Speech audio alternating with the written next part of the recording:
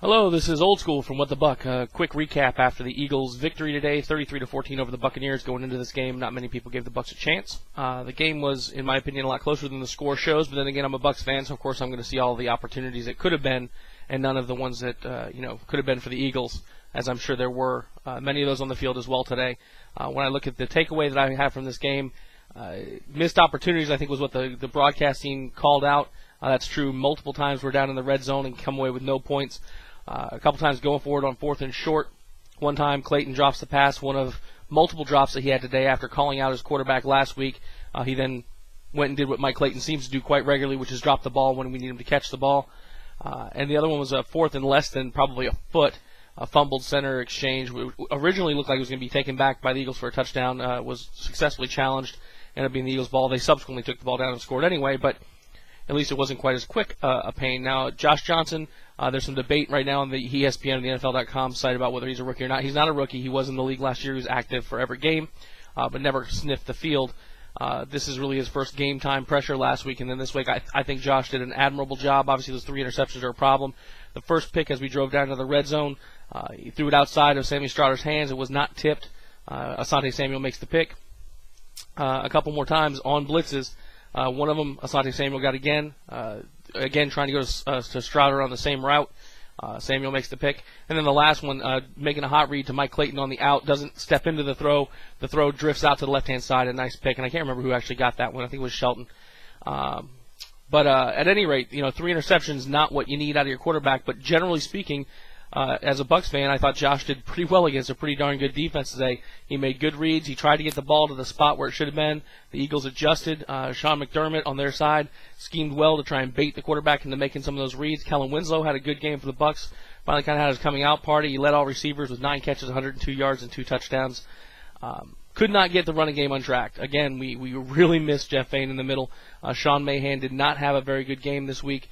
Those A-gap blitzes, that center pressure, all the way up until the last plays of the game with the safety in the end zone between Mahan and Zutah, we couldn't get any sort of a block there, and Cadillac gets taken down 4 yards in the backfield. That's not what we saw with Fain, and we weren't getting those negative plays. We were able to manage our down and distance. Ever since he's gone out, that has not been the case.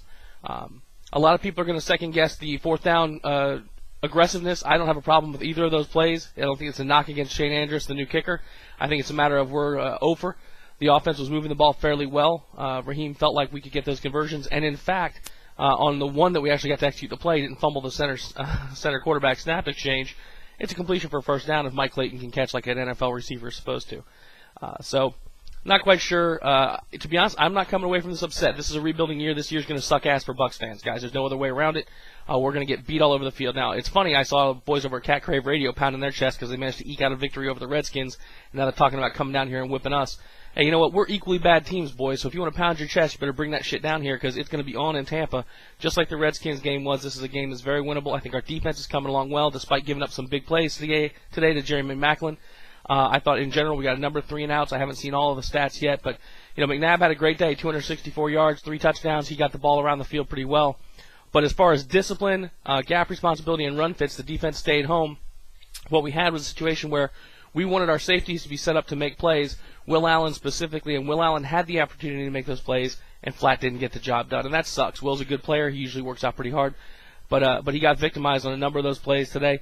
Albert Mack was victimized as well. These are things that we've got to correct and come back out next game and take that to Carolina. So, at any rate, I'll do an actual breakdown of this when I get a chance to watch it the second time, but I wanted to get in here and do a quick immediate response as a Bucs fan. Does it suck to lose? Yes. Do I think that this game was a lot closer than 33-14? Absolutely.